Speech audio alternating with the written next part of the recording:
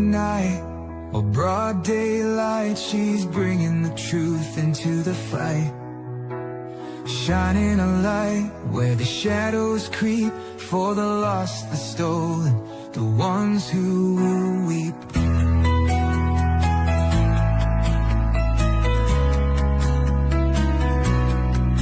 She won't turn away, she won't back down, even when the loony clowns come round. Threats don't shake her, lies don't win. She stands for justice, right till the end. Want the truth, want the best, wanna be safe as you chat. Find Kid True Crime, it's worth your time. She's got your back, she's on the line. YouTube, Twitter, TikTok too, Facebook stream, she'll fight for you.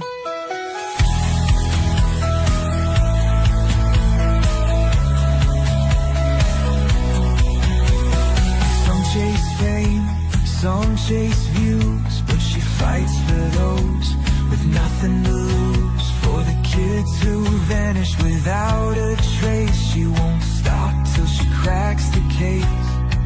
They try to silence, they try to scare, but truth don't break and she's still there, calling out monsters, showing their game. Justice comes when you speak their name. Want the truth, want the best, wanna be safe as you chat. Find Kid True Crime, it's worth your time. She's got your back, she's on the line. YouTube, Twitter, TikTok too, Facebook stream, she'll fight for you.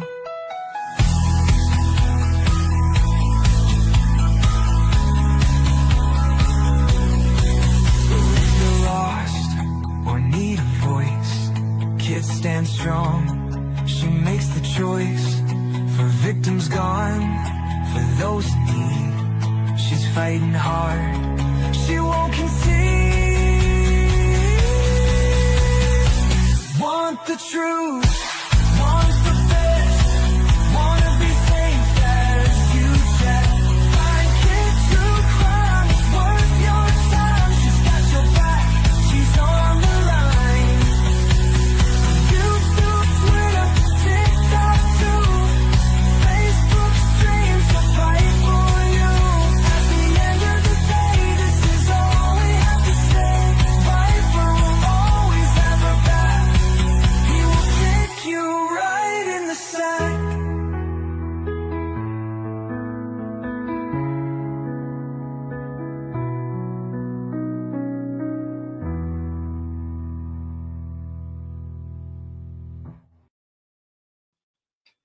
I just love that song. I'm telling you, that last line gets me every time. Thank you to my friend Viper. He wrote that theme song for my channel. Yes, he did. So I want to say hi to everybody. Misty, how are you once again? Hi, Cassandra. What does this mean? MG, the OG? Are you the OG or something? Hey, Betsy Ross. All right. Now, peoples, you know my mind, how it works, right? I start one thing and then I dig into it deeper, then I find more, and then I just, why do I do this to myself? I'm going into all these different directions, which is good, but it's hard for people to keep up with me because I get too far ahead for my own good, okay? But this guy here, let's see. Okay. He hasn't been put down yet. Okay. And the other guy, the Ford guy, he hasn't been put down yet either. But we are going to listen to the audio. Now, this is interesting, people. This is Alton, Waye. Okay. This is Virginia. These are audio tapes, right? Let me tell you, this stuff gets deep. If you have a problem with the DP, this might not be the live for you. But I'm researching. I'm finding out a lot of stuff here. Okay. And then who's the other guy? Oh, this guy here. His story is interesting. Richard Boggs. Okay. He was 27 years old. Yeah. What is okay? Mother Goose. I changed my. Oh, okay. What a pretty picture. Pretty. Okay, let me give you a little rundown. There's not many audio tapes out there. If you can find them. Okay, I've seen this on other channels, but today I did my due diligence and I've been researching these cases um, about the electric chair, about these prisons, and it gets deep. And within that, I'm digging in and finding cool documents. You guys, let me show you real quick. To me, this is cool because it's history. But this is good shit. Hold on, let me show you. Let me show you. I have. Look at this. This is from Virginia, the prison of those people that got executed. Look at, I got these documents to look at, you guys, with you. Oh boy. Here's one of the guys. It's going to be fun to go through. And which is funny, the death certificate, immediate cause. Now there was one though that says electrocution. Where's the other death?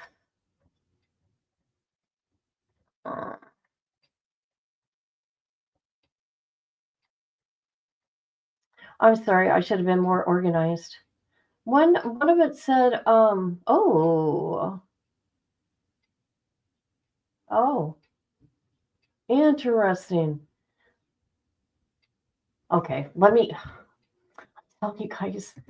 It's not exciting. It's history. This needs to be talked about, and I think it's interesting. Now, let me tell you where these tapes came from, right? There's somebody, this is now what I played the other day, that execution, that is from Georgia. Now, these other four, for now, these other four we're going to be talking about, only two tonight though. This is from Virginia. Now, let me tell you something. I guess people in that prison, when people get executed, the employees would, tape it and do whatever. Well, somebody that worked at that prison for decades, right? And decades, donated all his stuff to, let me look. Donated it to, let me look.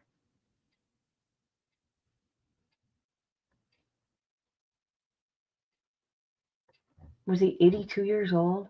I don't know. Hold on a minute. I'm looking.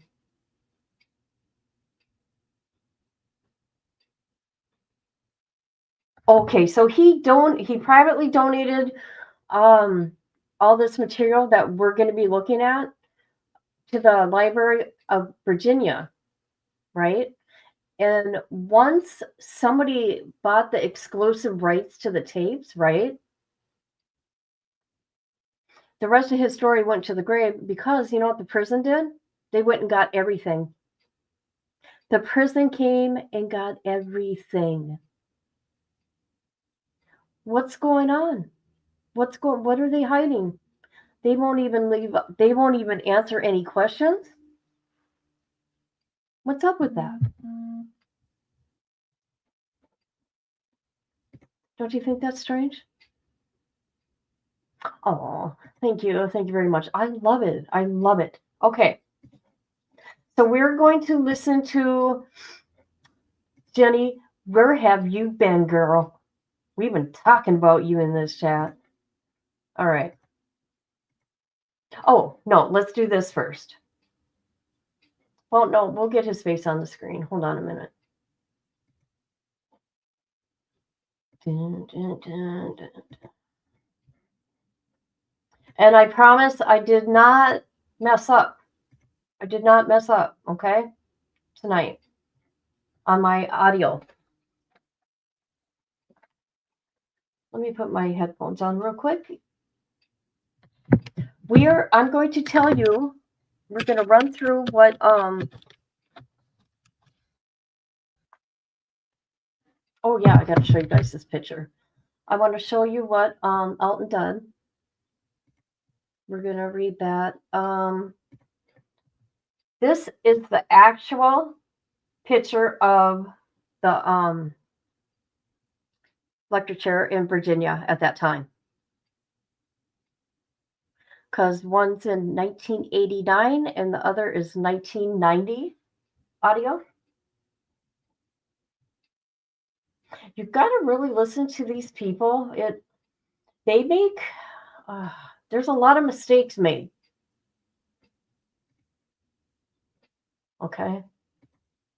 So let's see here. Here. No, let's do it this way. I want you guys to read with me. So we're just going to skim through it here real quick.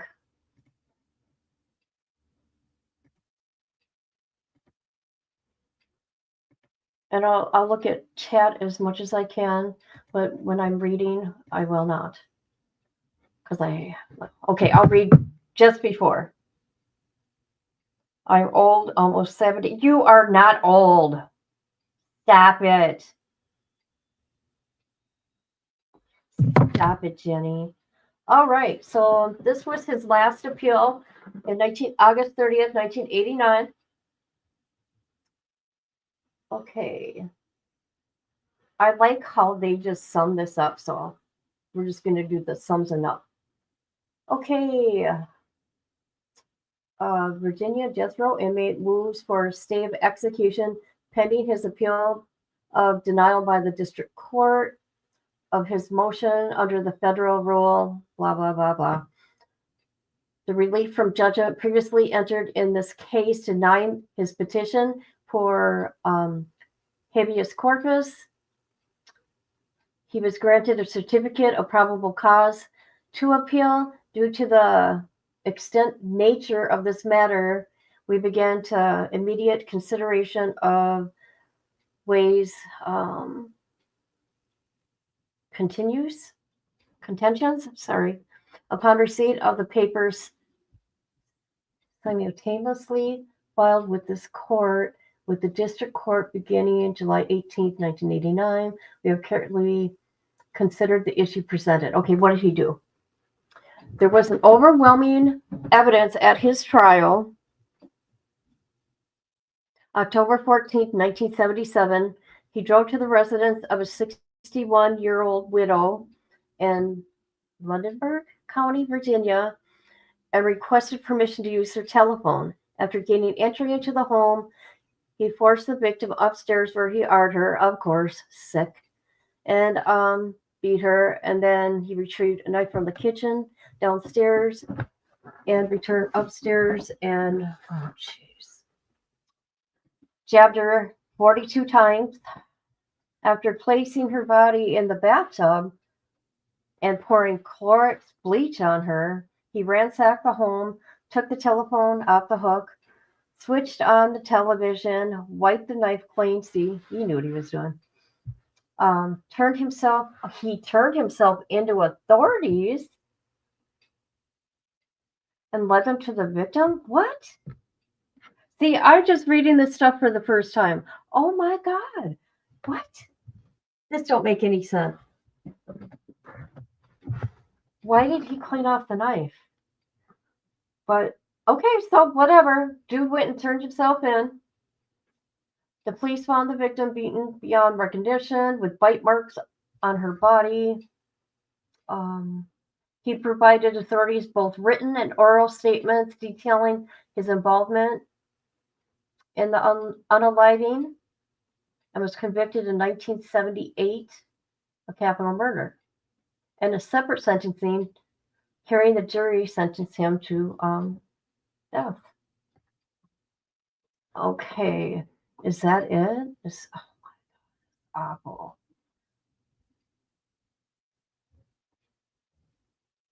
That's horrible, you guys. Okay, let's listen to his thing. So that pretty much sums that up.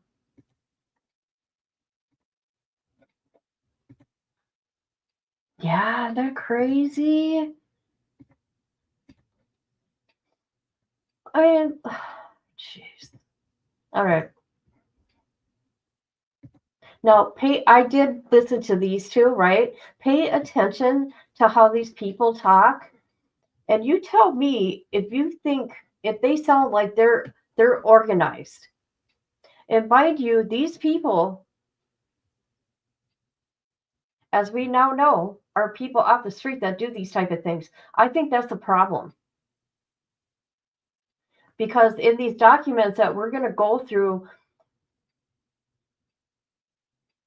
there's, I don't know who it was that got electrocuted, but they zapped the person again, and they lied and said the doctor checked him, but actually zapped him again. What a mess. What a mess.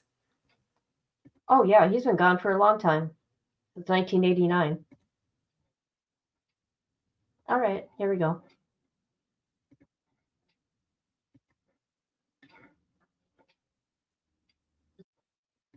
Testing 1, 2 from the governor's office, number 2241. Is that correct?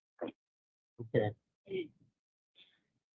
This is the execution of Alton Waye. The date is August 30th, 1989.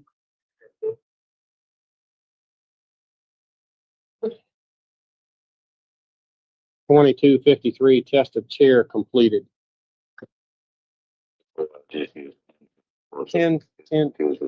Yeah, well, that's fine. Whatever's comfortable for you. Whatever's comfortable for you. 2254 going in the cell area to read court order. Okay. Court order is being read.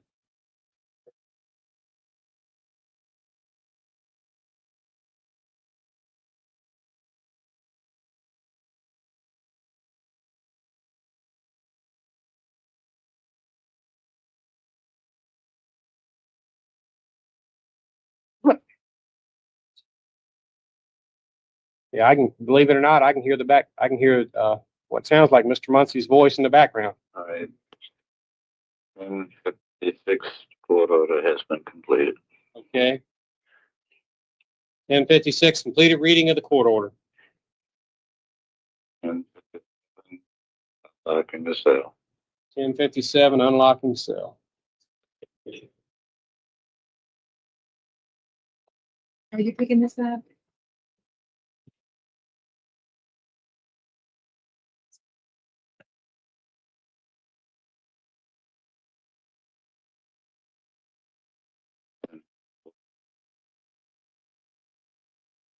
Inmate is being carried to the chambers. 1058, inmate carried to chambers.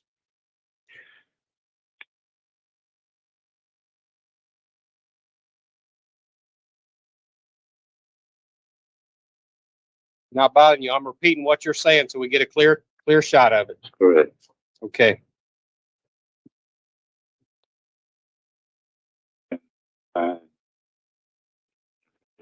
Placed in place in the chair. 1058, inmate being placed in chair. He's also being strapped in.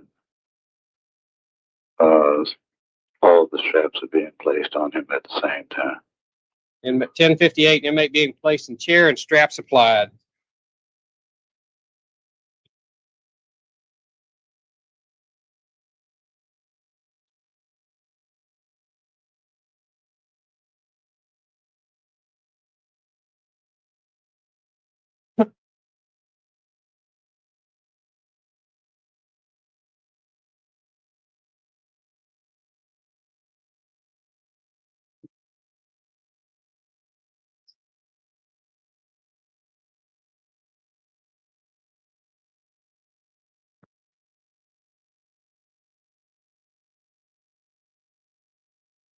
And 58, the warden is asking him, do he want to make a statement? Okay. I would like to express what about my experience. I'd like to express what is about to be taken here as a murder, that he forgives. Did you hear that? Hold on. Involved in this murder. Did you hear what he said? I'll back it up. This is what he said. It's hard to hear. When they asked him if there's anything, like your last words, this is what he said. Is to forgive the workers who would soon have to help kill him. And also he said, I'd like to express that what is about to occur here is a murder. Oh my God, sorry guys, my phone. That's why I'm telling you. Look at the words here. I'm going to back it up. These tapes are so old, but you know what? We'll figure it out.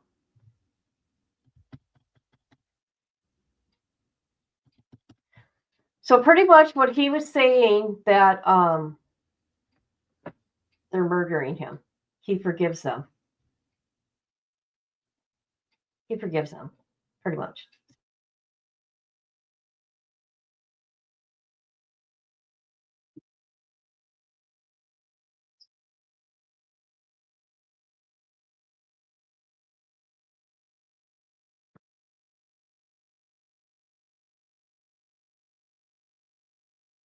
And 58, the warden is asking him, do you want to make a statement? Okay. I would like to express what about my experience. I'd like to express that this about to be taken here as a murder, that he forgives the people who's involved in this murder. That I don't hate nobody. That I love them. End of the statement. Did you read that? Yeah, I'm trying to get it. I would like to express that what is about to take place here is a murder. Did anybody else catch the rest of that? You didn't get it? And something about he doesn't hold that against anyone, and he loves everyone. That's correct. I forgive everyone and I love everyone. What about the victims? See, they never say anything about the victims, do they? And yes, you're right.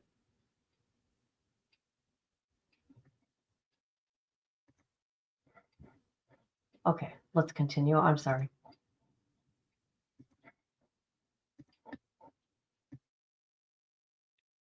Okay. Maybe if they said at this time, they had peace and mass has been placed on it. Good peace and mass. Can you hear me? Yeah, you're fine. And I got about 11:58. Looks like we may have jumped 11:59. 11:59. 10:59. Okay. Doctor that up. At 11:59, the minister is saying a prayer. Minister is saying a prayer. Can you hear me okay? Yeah, we're doing fine. Minister is saying prayer. Yeah, you're doing fine. Doing fine. You're coming through loud and clear.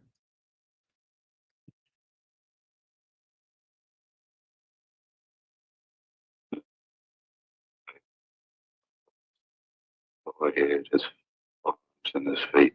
Okay.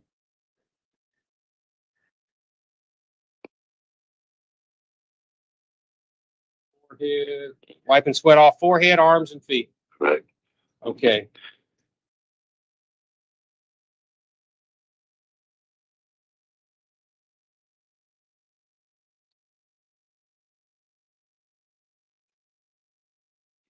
Placed into the proper position He placed in proper position. by the ward and the nod, and execution is taking place. Okay.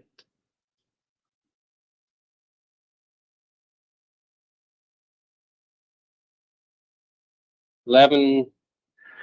11 even. He placed in proper position. Warden nod. The execution is taking place. 11 even. Okay.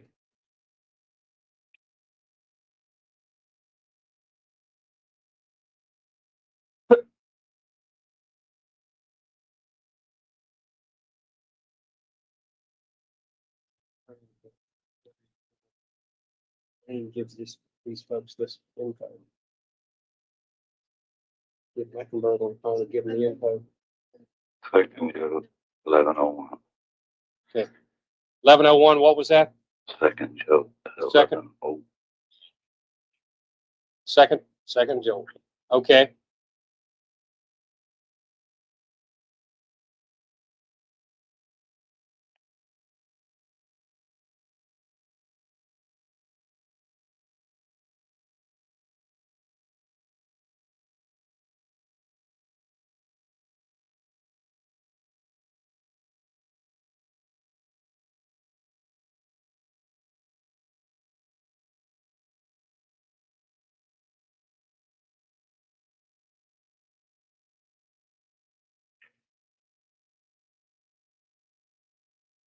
Yeah, 1102.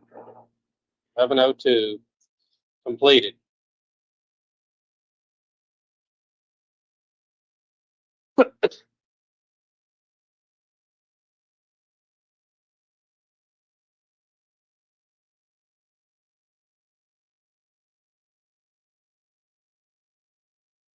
We can hear a few protesters in the background. I just heard the first time I've heard anybody.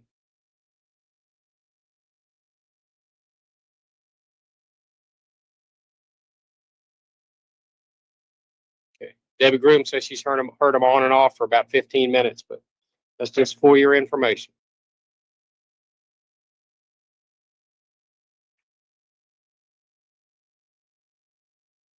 The last statement, as best I have it, Mr. Lawson, is I would express that what is about to take place here is a murder.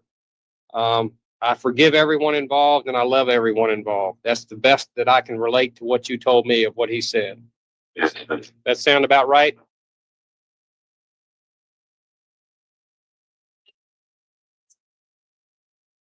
Why I don't does hate anyone and I forgive everyone involved. I think that's what he said. Maybe the love thing was not in there. Okay. I don't hate anyone.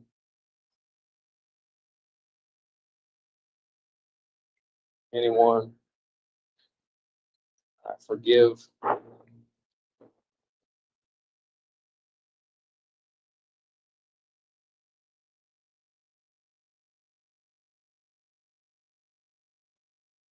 Yeah, we still here. Still here.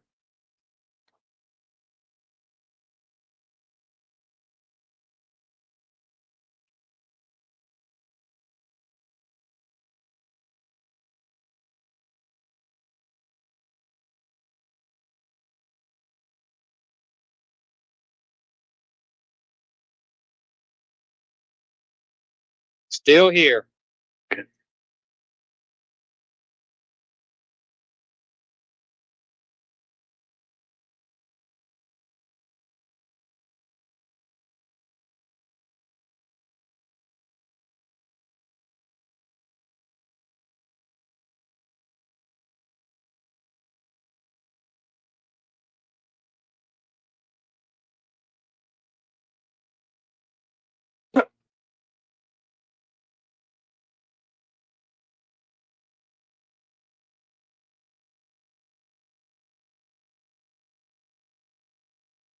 Still holding on.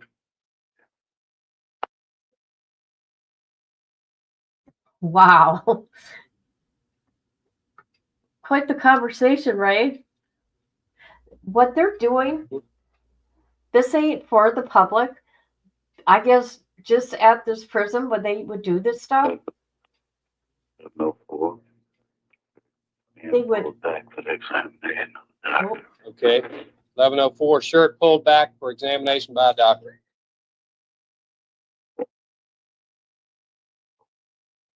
Exam.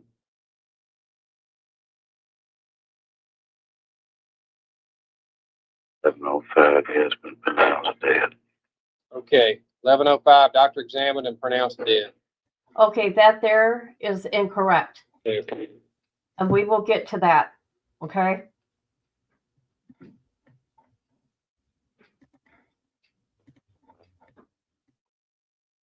Okay.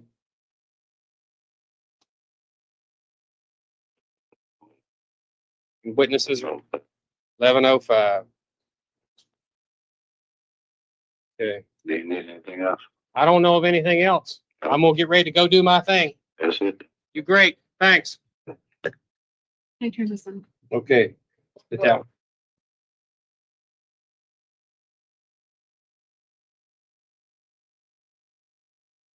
So I guess the people at these prisons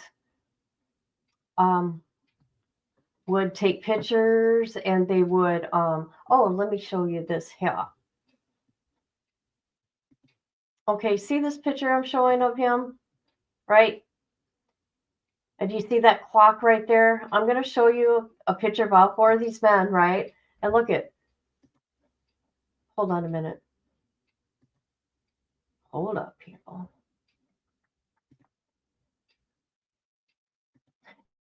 You could sit there and see what time all these were. Oh, shoot, I hate it when that happens.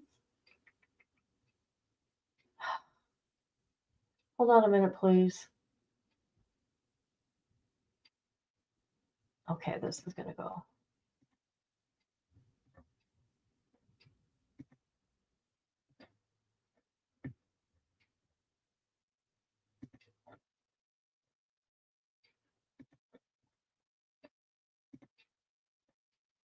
All right.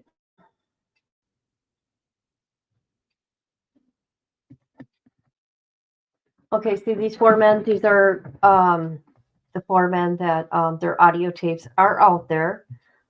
Everything else got confiscated, but look at, they take pictures right in front of that white drape, right by the clock. So it looks to me that they get them in there about anytime after 8, except for you can't see this guy's clock, but. And so as they, okay, his picture was taken at 8:15, and they said he was executed at 11:05, or pronounced.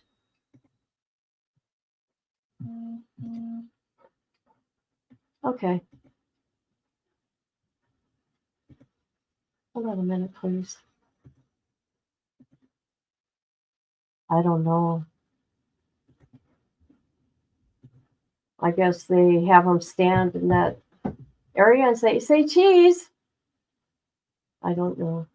Hold on a minute, please. Now, Richard here, I'm not exactly sure what he did, but we're going to talk about it.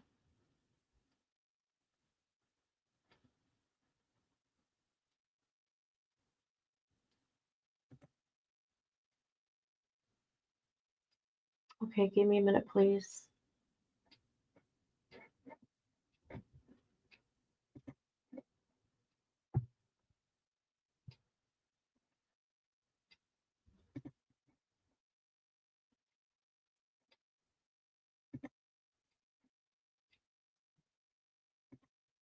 I don't know how nobody could find this stuff interesting. I really don't. I really don't. Now, this one was a little more interesting. There was way more talk because that other man in Mr. Waye's execution, he mumbled. He's a mumbler. Couldn't understand what he was saying. I hate that. I hate it, people. All right, so this is Richard Boggs. Okay, and what he did, January 25th, 1984. Let's see, January 25th, 1984, a hit and run, robbery, drugs, unalived people. He hit a male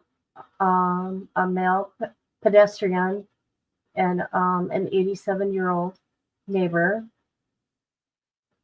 Now, this is crazy. So he was found like a month later. Okay, that's when he got arrested. And what's so strange? He was only 27 when he got executed, you guys. 27. Yeah.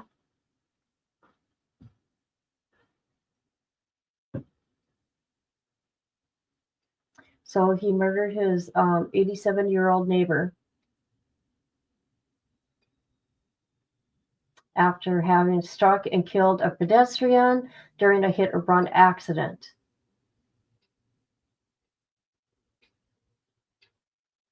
He went into the kitchen where he got a butcher's knife and stabbed her in the heart. He stole from her home.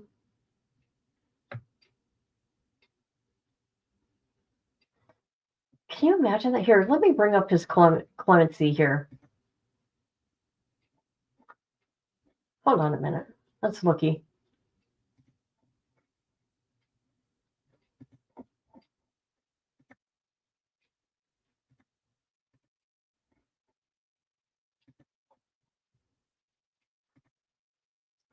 All right.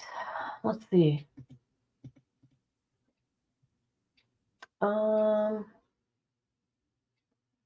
So this is 1990. Okay, he tried to go clemency.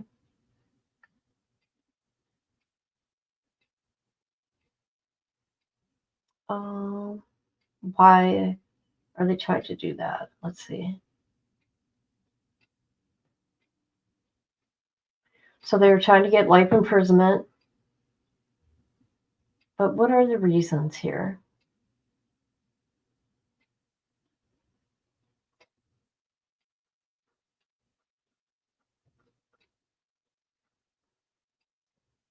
There isn't a good reason to even give him clemency. I'm just saying, in my opinion.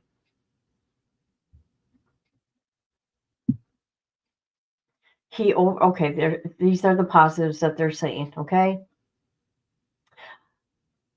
Ricky Boggs is not like today, for if his death warrant is signed.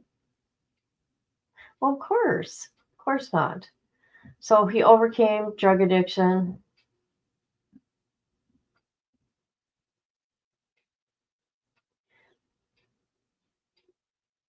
So he wrote an autobiography of his struggles and triumphs.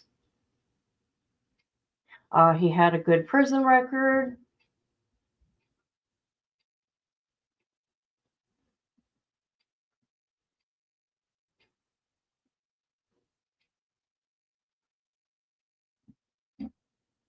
Oh my God, that's 37 pages. We're not doing that. Let's get to the audio. I'm sorry. See how I get sidetracked? See, that's terrible. Just terrible. All right. Here we go. Testing 1, 2, 3. Testing 1, 2, 3. 3.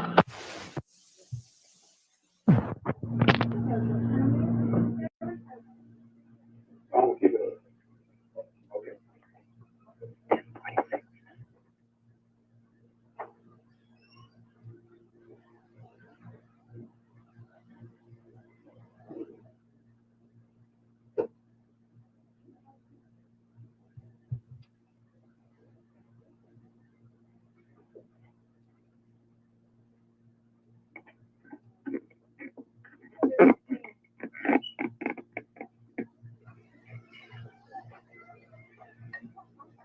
Who? Should I turn this on? Debbie, we're entering back to the cell. The inmate cell is now 1147. Oh, hang on.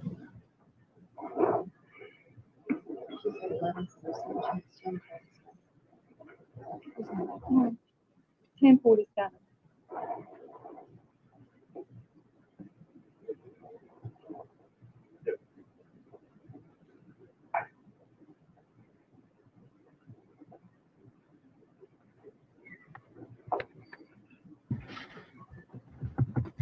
Yeah, he was so young. They didn't, what, 84? No. When did they execute him? Hold on.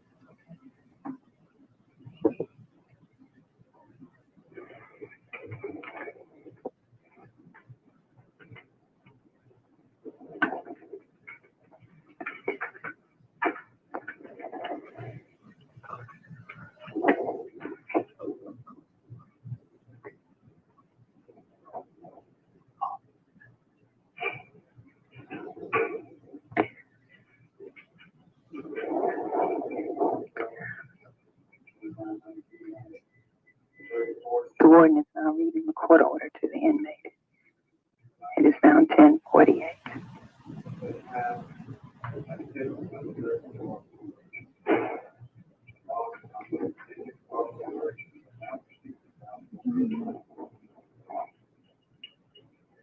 The warden has completed the reading of the court order to the inmate. The team is about to enter the cell. Is now 10.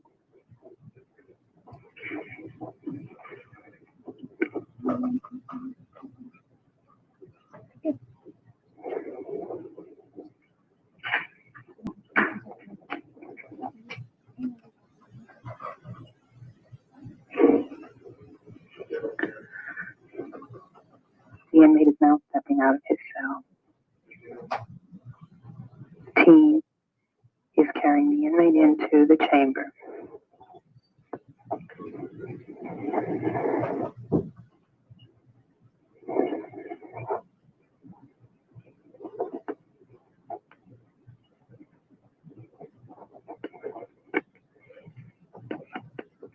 The process is going very smoothly.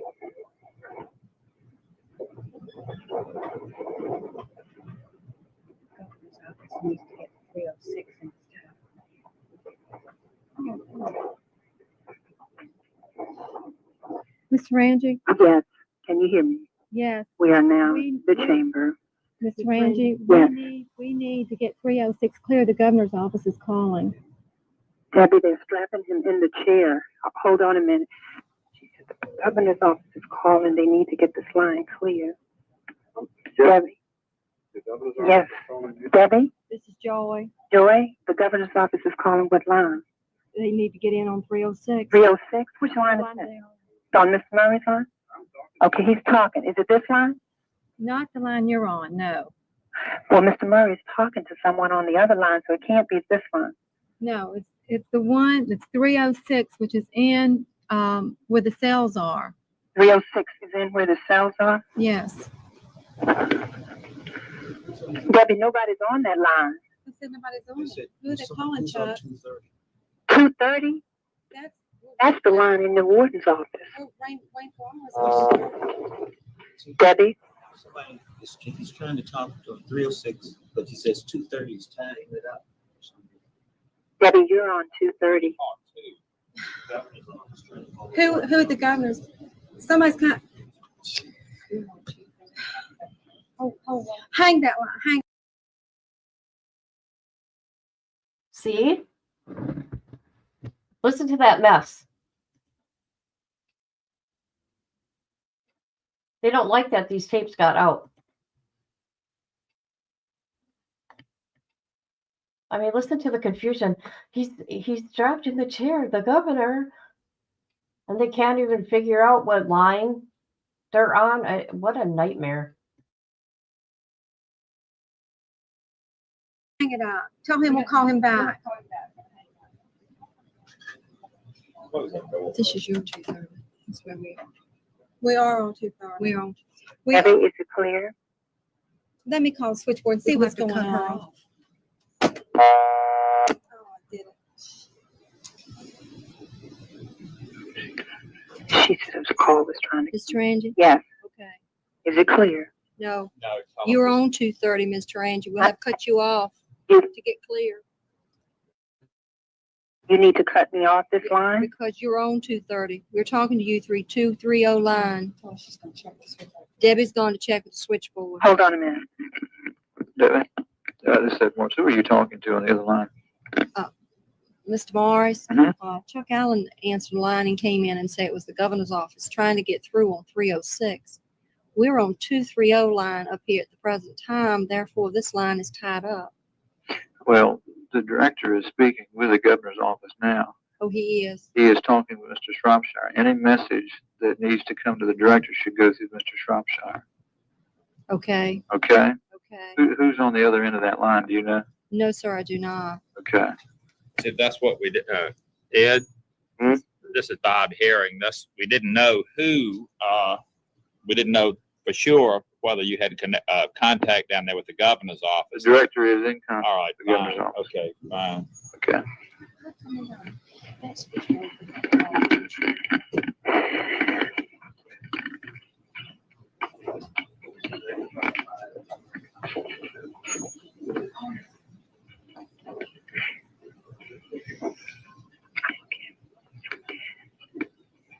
The inmate is in the chair. He has been strapped in the chair. It is now 10:43. 53, correction.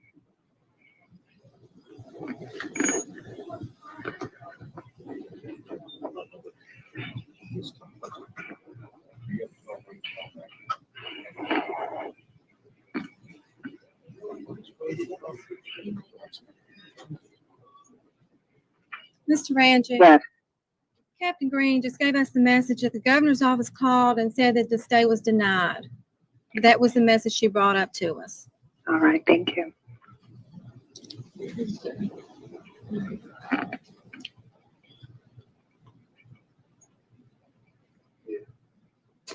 Are you proceeding? Yes, we are proceeding. Mr. Murray is on the phone now with the governor's office. Thank you.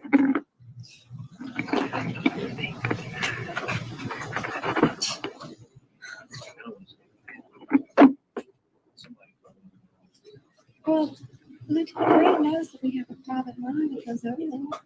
Mr. Murray's talking to the governor's office. There's no need for them to be calling us up here. That's true. I don't think it happened. Glenda, put Waye back on. I don't think it happened though until after this snap you happened here. They must have tried it. Well, what they were doing was trying to.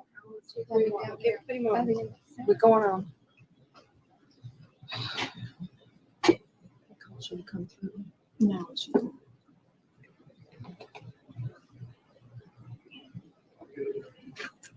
Right, okay. They have the inmate in check.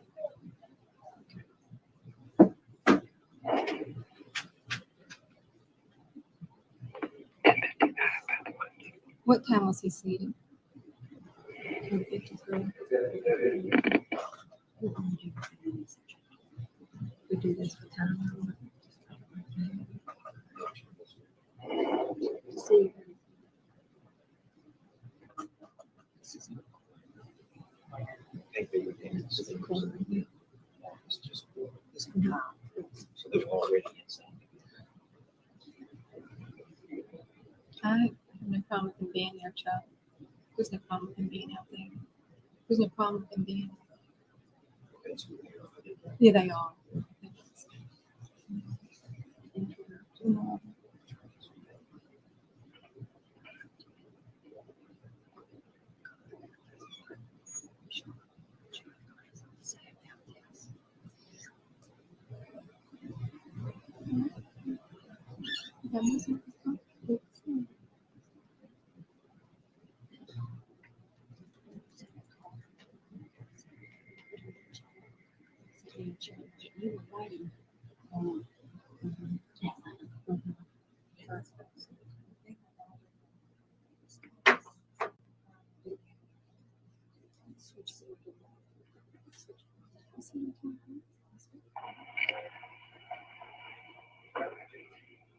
It is now 10:56. Mr. Murray is on the line with the governor's office.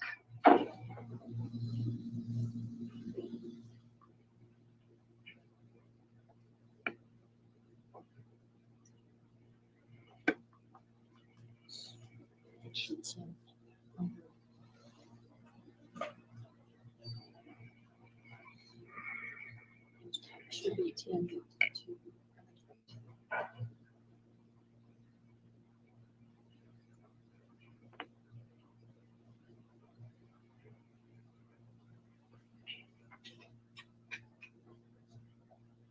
See.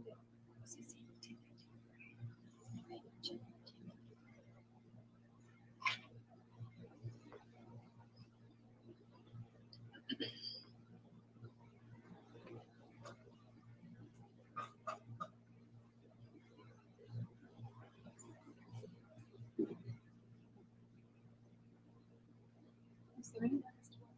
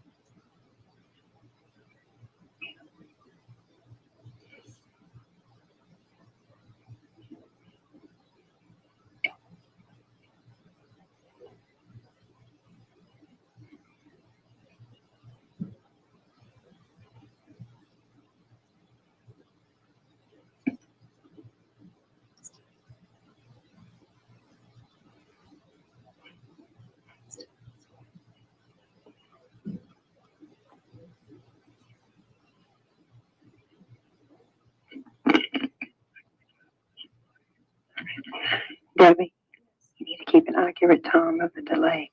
It is now 10:59.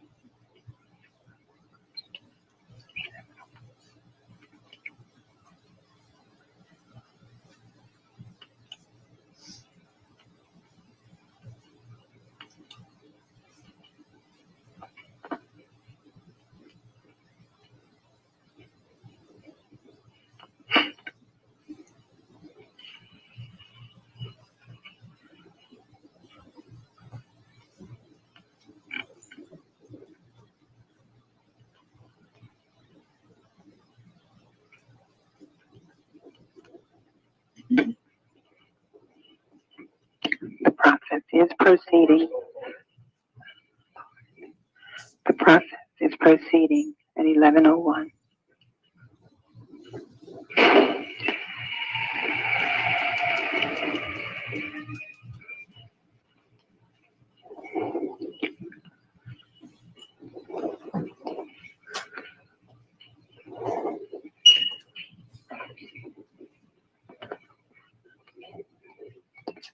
The first surge of electricity has been administered. It's now 11:02.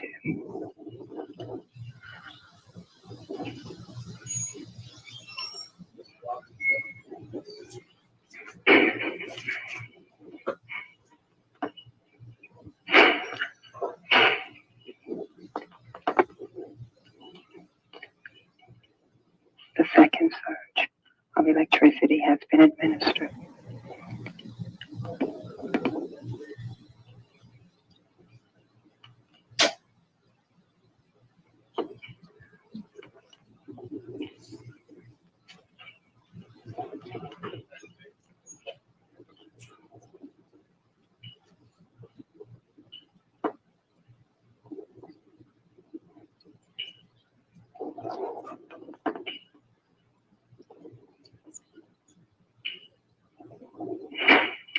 The second surge has been completed at 11:03.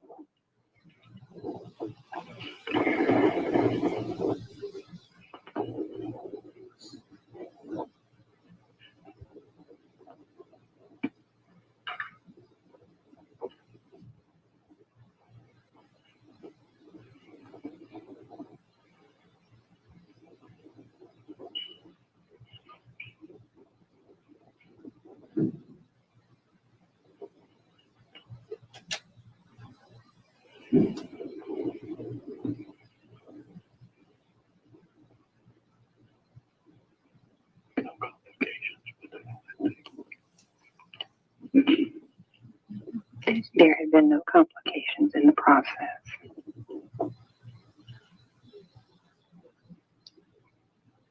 Was there any last words? No last words.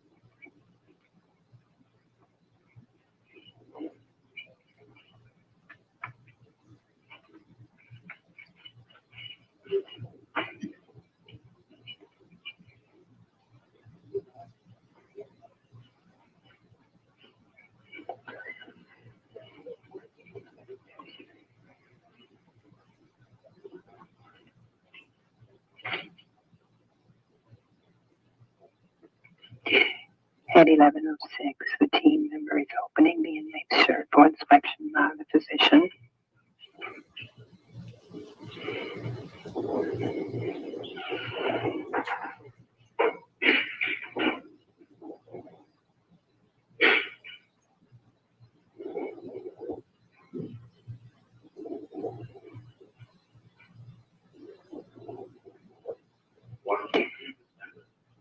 It is now 11:07. The physician has announced the expiration of the inmate. The process is complete as required by law with no complications.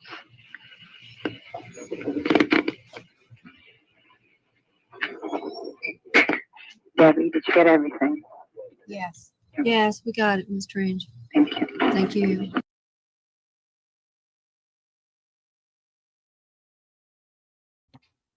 So there's that. So I'm checking on James Ford, the execution of him in Florida. He has been put to death. The daughter was there, and she says, "I hope he burns in hell."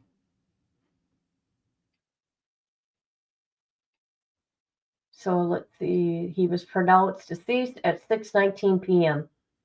Eastern Standard Time.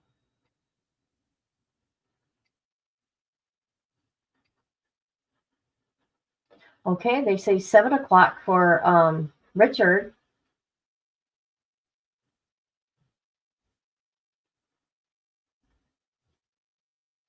Let's see.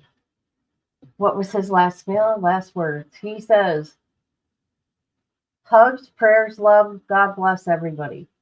His last meal, what he had was steak, macaroni and cheese, fried orca, sweet potato, pumpkin pie, sweet tea. 3 family members visit him Thursday morning. What else?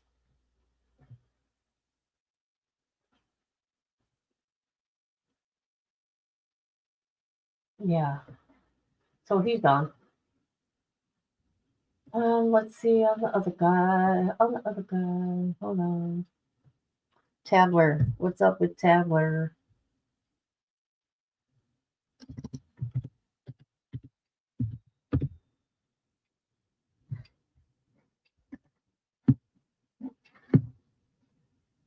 Nope, he's still alive, guys. Still alive.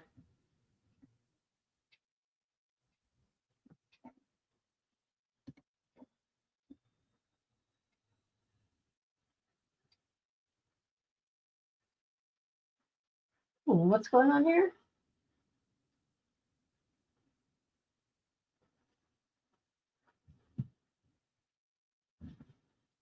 All right.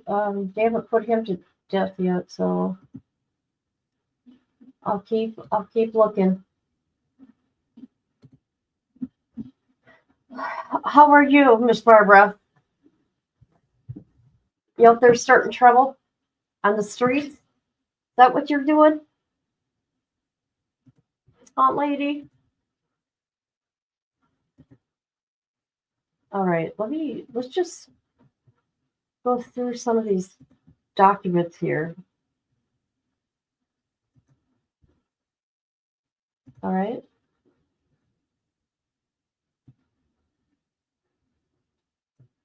Let's see, what does this say here? December 14th, 1984, Commonwealth, felony, murder, convicted capital murder, Carl Clayton Jr., December 14th, 1987, the attorney of the Commonwealth, okay. A telephone conference call without objection.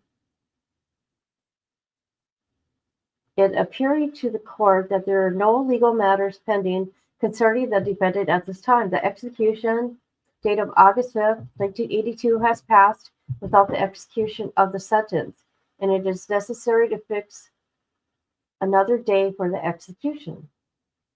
It is ordered that the defendant die by electrocution by electric chair within the confines of the State Pen at the Richmond, Virginia prison. March 17, 1988.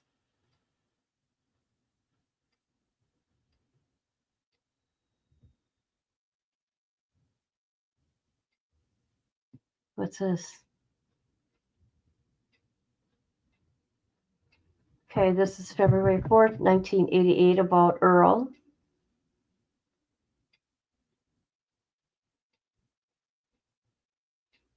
Okay, so it's from an attorney. They're from an attorney? Yeah. To the warden.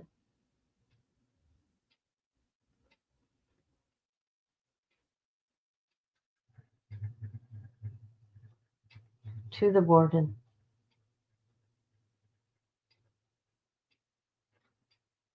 On the 5th, to the warden. My letter to you dated February 4th, 1988. I would ask that Marie Deans be permitted to see Earl and communicate with him in confidence by letter and telephone following his transfer to your facility.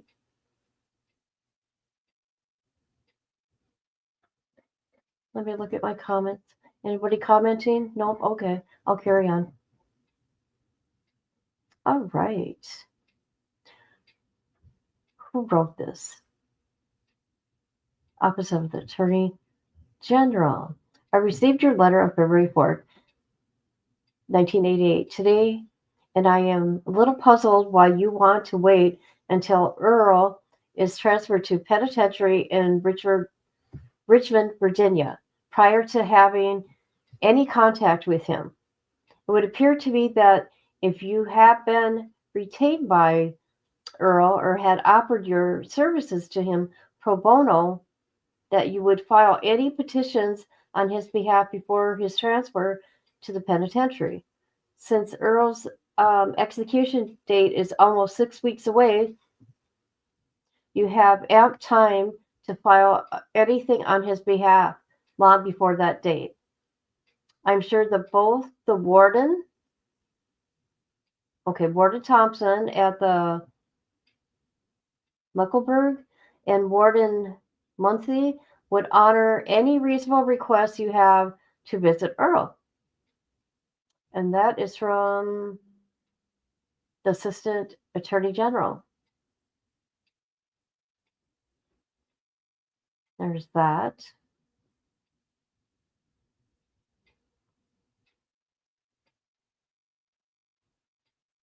Okay.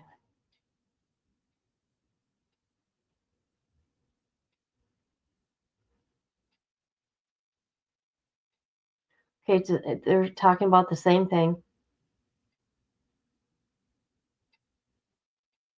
We have already contacted our client and have instructed him to place us on the attorney call list. We have notified the warden, Thompson, of the instruction and have requested that the warden permit us to communicate with him in confidence. We have less than 6 weeks to review and analyze the materials generated during 7 years of proceedings. All right. So this is from the warden. The above referenced inmate has been scheduled for execution on March 17, 1988, in accordance with the order of the Circuit Court, Petersburg, Virginia, December 14th, 1987.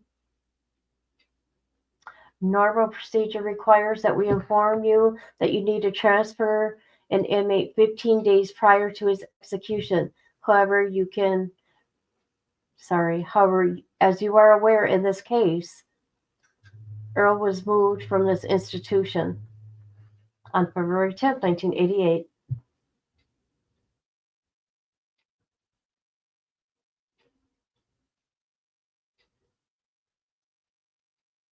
Okay, they're still talking about Earl.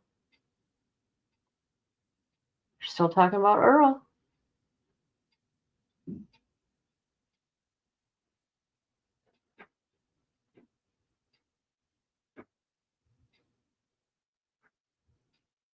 What's this?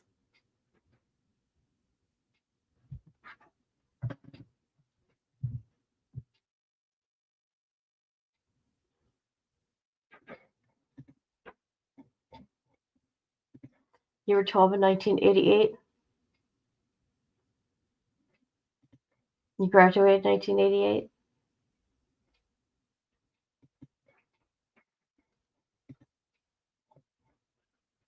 Let's see here. Okay, this is all about Earl.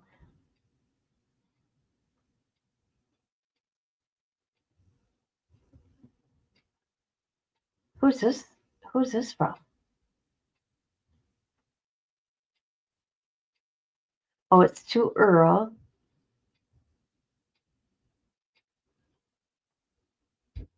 Attorney list for Earl.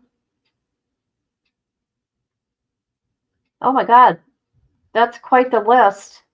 1, 2, 3, 4, 5, 6, 7. 7 attorneys, a minister, and let's see, 7 family members.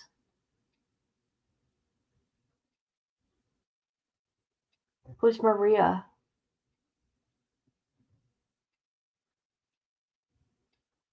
And the paralegal.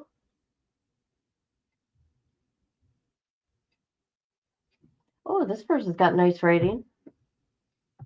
1105, 329, 1988.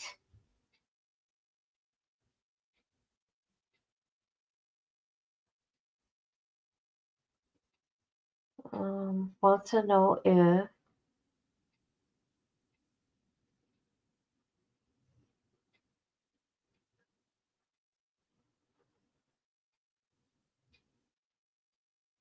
oh wow, organ and tissue donations. Oh wow, that's interesting. Wow, so he was a donor. That's wonderful. No, I was Virginia. This is Virginia. What's this? Okay, that's giving the attorneys permission. Pass through the gates.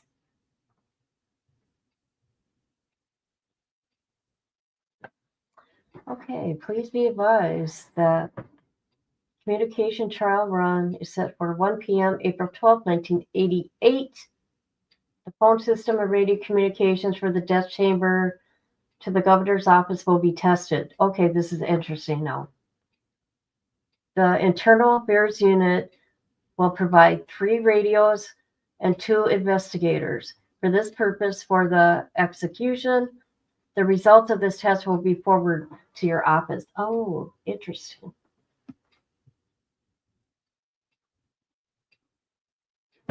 Who's this?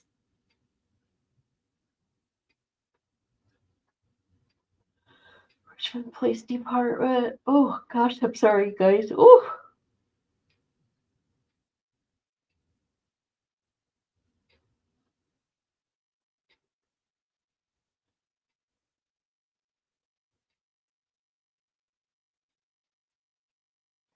Okay, so, okay, this is what I'm taking it then. Witnesses, okay, this is the 11th. Okay, I'm getting ahead of myself. These witnesses are the people that were there, right? During the execution?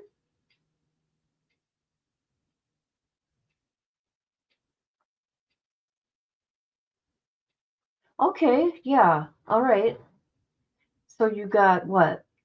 Sergeant from a police department, investigator, deputy director, lieutenant, another lieutenant,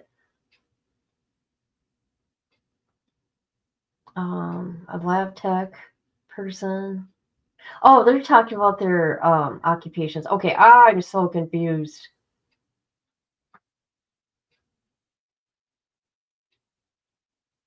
Okay, here's May 12th or April 12th, 1988. What's this? Oh, the Florida Supreme Court of Virginia held a hearing. and the court refused the petition.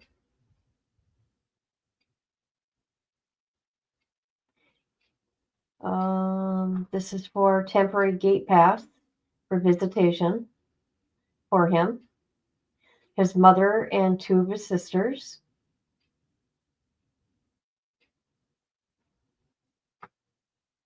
Well, that's interesting. A Spanish journalist. Oh.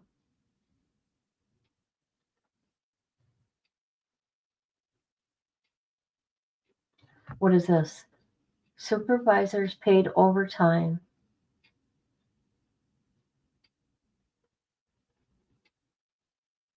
Who is this? Staff communication, Mr. Wayne. See, that's why we got to research his stuff, people. I know you guys are sitting here looking with me. I'm learning as we're going. But these 4 cases, right? These documents have to do with these 4 cases that are out there within the public now. Because they went and got all the other tapes and documents. What are they hiding? Right? Supervisors paid overtime for working a basement.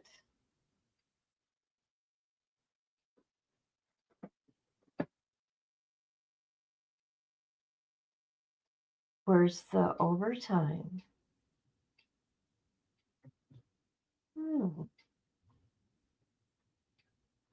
Wow.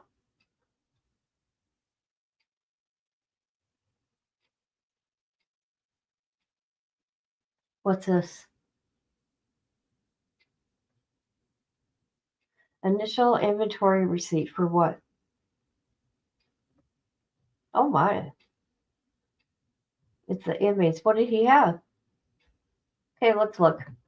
Assorted cosmetics, cassette tapes, postal stamps, assorted legal papers, assorted photos, cigarettes, ink pens, assorted letters, ink pens, chess game, black wave cap, cassette tape, color TV, a comb, a hairbrush, a plastic mirror, newspaper, radio, assorted magazines, headphones, greeting cards, plastic something cup, burgundy wave cup,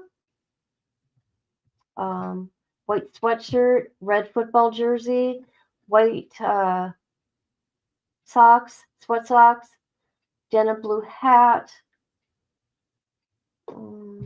green silk underwear, keychain, blue jeans,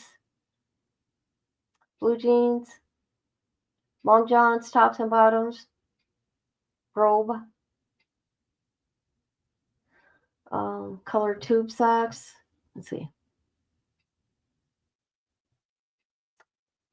Blue tube socks, picture frame, red shorts, green belt, red shorts, brown shoes, picture frames, sweatsuit, yellow, black bath towel, jock strap, t-shirt, gray sweatshirt, dress shoes, football shoes, Wranglers, dress shoes, handkerchief, lock, can opener, sweatpants, nail clippers. Okay. Now,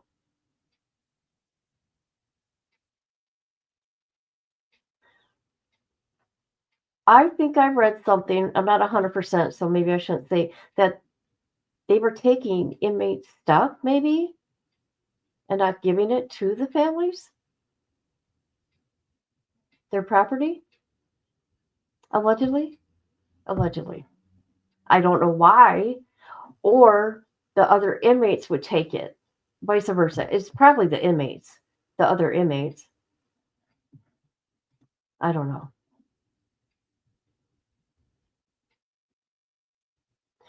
Okay, Earl. of sound mind on this date, the 14th day, April 1988, gave all my personal properties that I have at state penitentiary to Maxine. Who's Maxine?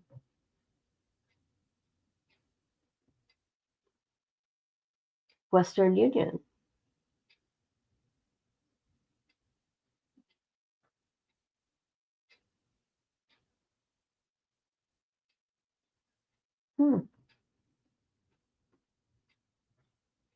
Okay, United States Court of Appeals. Wow. Oh, dirty that is. Is this him right there? Yep, there he is. We'll be talking about him tomorrow. I know, right? Right?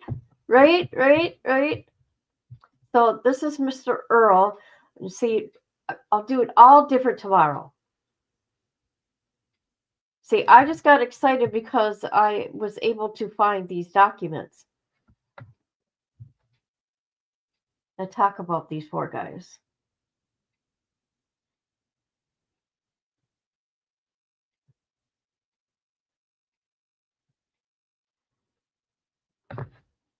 Okay, let's see if Tabler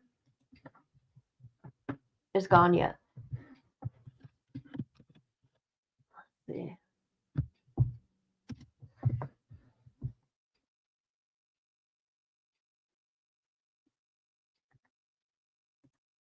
All right. Let's go look at. Hold on a minute. We're going to go look to see if Tabler was executed. Oh, yeah, I guess he has. He shared his final words before he was executed. What did he say? Where's his final words?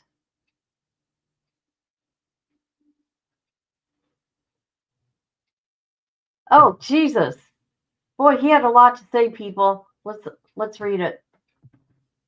There is not a day that goes by I don't regret my actions, that I don't regret my actions. I had no right to take your loved ones from you. And I ask and pray, hope and pray that one day you'll find it in your hearts to forgive me for those actions. No amount of apologies will ever return them to you. And if you feel that this is what you need to get closure, I pray it helps you have the closure. I just hope that one day you will find forgiveness to forgive me for taking your loved ones from you. I'm deeply sorry to my mom, sister, niece, lawyers, supporters, friends, family, and everybody I love. This isn't the end. This is only the beginning. Everybody back at the the unit where he was, the field ministers, the directors, and everybody here or there, thank you for your love and support and your compassion, allowing me this opportunity to show you I can change and become a better man and be rehabilitated. Sorry, I can't even speak. I thank God for allowing me to seek him and finding him and show that this isn't about me. We are all here today because of my actions, but in the end, it comes down to God, praising him and giving him honor. I have accepted Jesus, my Lord and Savior, years ago. And I just want you guys to know how deeply sorry I am. But I know when this happens and this goes through, it's going to end of this life. But it's the beginning of my ultimate life in heaven. I'm sorry. And as Philippians 1:21 says, to live is to die, to live is Christ, and to die is gain, is what's said. Word is stock. Thank you. I am finished. Wow. Wow.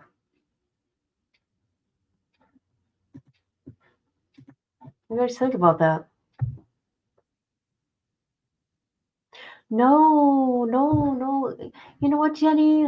I got a little ahead of myself and a little excited because I found these documents that went with these tapes. I haven't seen them. I've seen the tapes, you know what I mean? The audio, but not this stuff. Not this stuff. We'll be covering Earl here. We'll be covering him. But there's key details in these documents that we'll get into. But I'm going to have to go because I got to go get my Miss Nala from my dad's. I want to thank everybody for being here. And it was nice to see you. We were getting worried about you, Jenny. We were. Okay. Good night, Jenny. Good night, Misty. Good night, Betsy. Good night, Chuck. Good night, Cassandra. Good night. Who else was here? Miss Barbara. Anybody who's watching in the bushes. And we will continue this tomorrow. And I'll be more organized with these documents. Okay, thank you.